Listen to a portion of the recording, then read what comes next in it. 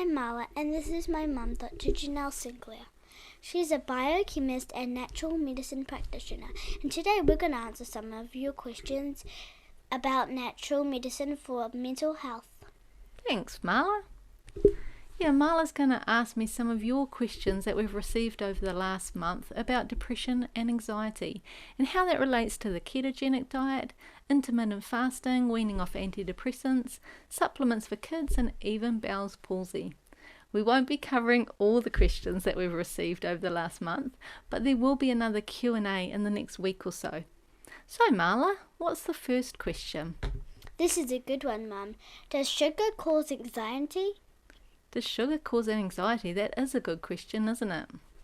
The short answer is that sugar doesn't cause anxiety in everybody, but it can definitely be a trigger for those that are sensitive to their blood sugars.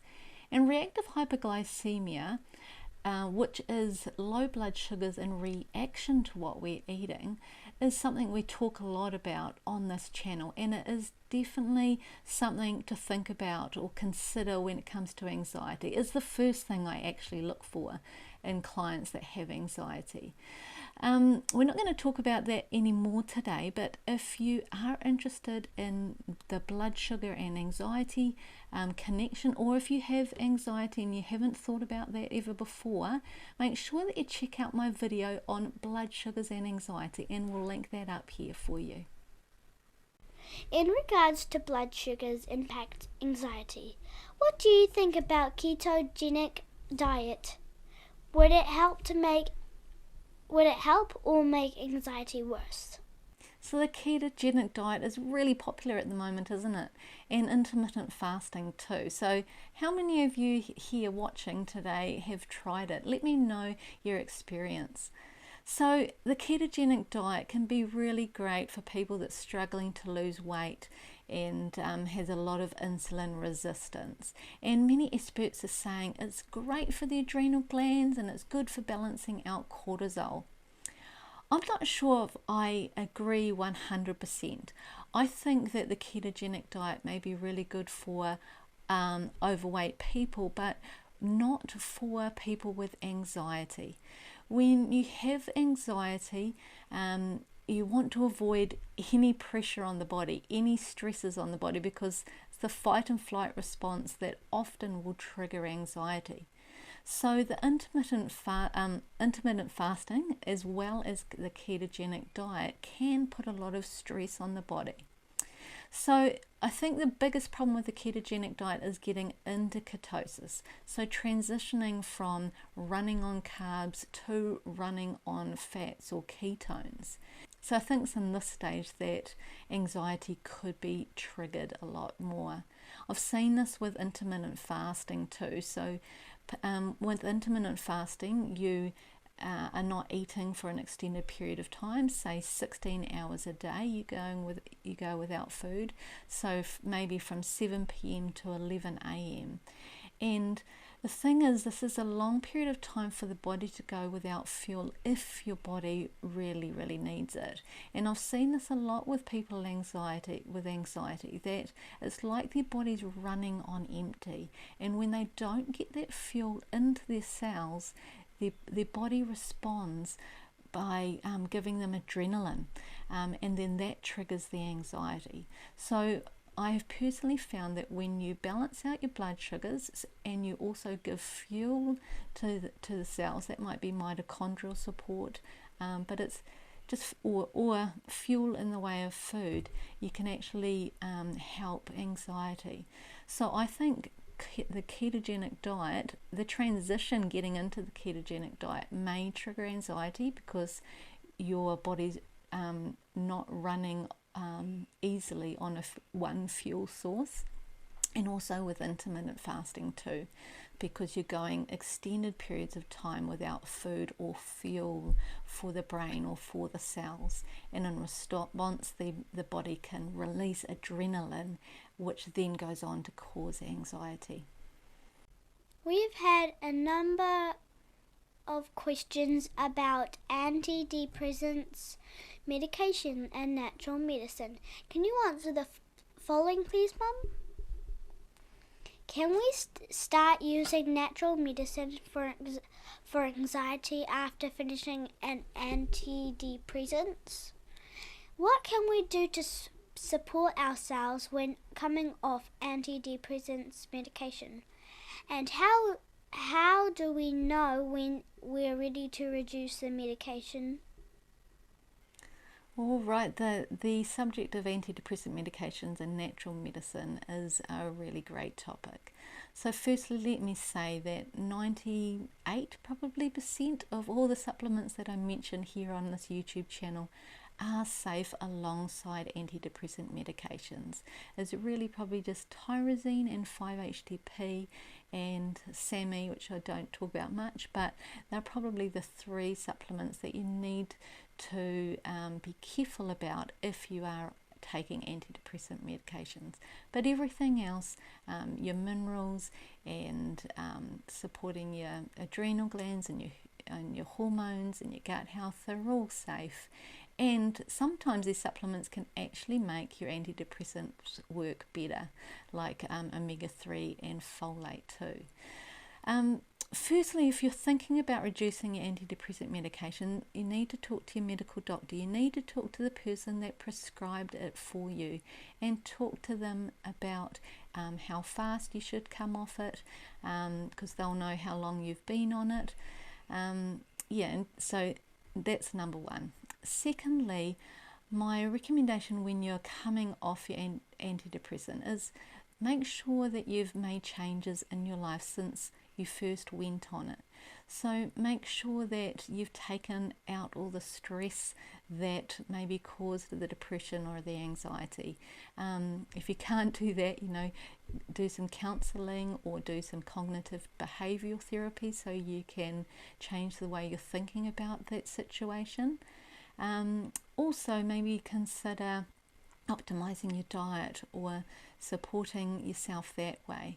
My favourite way of helping people reduce their antidepressant medication is actually by treating the underlying physical causes that may have been the trigger. If there wasn't a psychological trigger, maybe there was a physical trigger to their poor mental health. So this might be a food sensitivity or poor diet. It could be poor gut health. It could be some vitamin or mineral deficiencies or a genetic weakness or a hormonal imbalance. So that's the way that I like to reduce people's medication, by actually going and finding the root cause and treating that. And I have a lot of clients come to me and say, hey, I've reduced my medication, and I'm like, oh, okay, we haven't even discussed that. But it's because they've felt better. It's because they've supported their body physically that then they realize that, hey, my mind is a lot clearer, I'm a lot happier, I have more energy. And so they naturally do that. They go and talk to their doctor about it. I'm releasing a course in the next couple of weeks, and I will be discussing, that is what the course is about, addressing the underlying physical causes of depression. So make sure that you go to my website, drjanellesinclair.com/e-course, and if you haven't already, register your interest in that. In that course, I'll also mention 3 different supplements that you can use to support your body as you're coming off your antidepressant medication. These include glycine, magnesium, and N-acetylcysteine. These all calm the nervous system and support neurotransmitter production as well. So the question, Marla, about how do you know if you're ready to reduce your medication, it's not an easy one to answer, but here's a few guidelines. Firstly, talk to your doctor and ask them, get their opinion on it. Secondly, make sure you're supporting your mind and body in some way if you're going to come off an antidepressant, okay? So address the underlying causes or get some counselling. Also, if you're going to come off your medication, make sure that you choose to do that at a really good, easier time of year for you. So avoid really stressful times of the year. That might be Christmas, or that might be end of year accounts, or there might be you might be in business, or it might be school holidays when you've got the kids at home. That might not be a good time for you to come off your antidepressants. Or you might be on Christmas holidays and you are relaxed, and that may be a good time. So choose a good time of the year, if there is one, that takes away some of the stresses that you could be having. So, and also lastly, take it slowly. The longer you've been on an antidepressant, the longer you should take to wean off it and reduce it. Okay, so I hope those guidelines and thoughts are helpful for anyone. Sounds good, Mum. I like this next question because it's about us kids. Do you recommend natural supplements for kids with depression or anxiety? And are there any supplements you wouldn't recommend to them? So I love using natural supplements for kids with anxiety and depression. I think they are really safe, and they can be really, really gentle. So my favourites would be omega-3 and magnesium and zinc for children. I'd also make sure that they don't have unbalanced blood sugars. I'm always saying that, but kids aren't always aware of their own bodies. So mums, find out whether a child's anxiety is worse when it's time to eat or before it's time to eat, if it's morning tea or afternoon tea, if it's after you've picked them up for school. If my child in the past has been a bit tearful, I'd be like, have you eaten your lunch today? Because if they haven't eaten, then their blood sugars get too low, and then that can really increase anger, it can increase tearfulness, it can increase anxiety as well. Now, most supplements that we use with adults are safe for children. It's really just about getting the dosages right. So what I usually recommend is you base it on a person's body weight, and if you just say 60 kilograms is an average size of an adult, so if you have a child that's 30 kilograms, so half of an adult's weight, you would give them half the adult dosage. That's what I would normally recommend, and I'd also recommend just starting on the lowest dose and working up. I personally do avoid methylfolate and methyl B12 for children. I just find that unless I've got the genetic information, I'll just stay on the prudent side and give them hydroxy B12 and folinic acid, just because they're less stimulating, and because in some people they can cause anxiety and insomnia. So I just really err on the side of caution, and don't use methylfolate or methyl B12 in kids. This is the last question for today. What suggestions do you have for someone with Bell's palsy? You're doing really well, Marla. I know there's lots of big words in all these questions. Well done.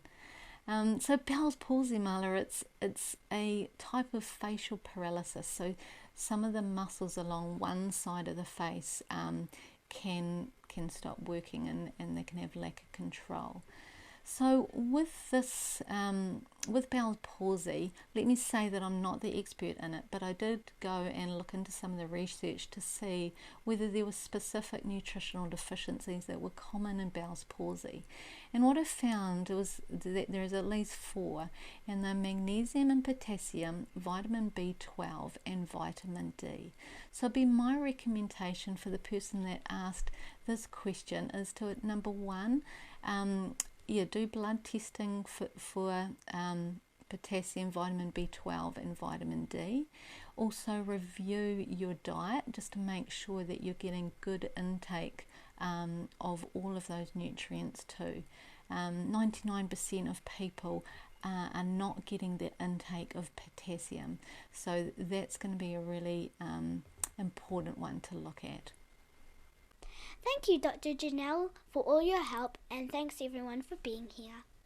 Remember to join us for part 2 of the question and answer session. See you next time. Hi, Dita. Bye.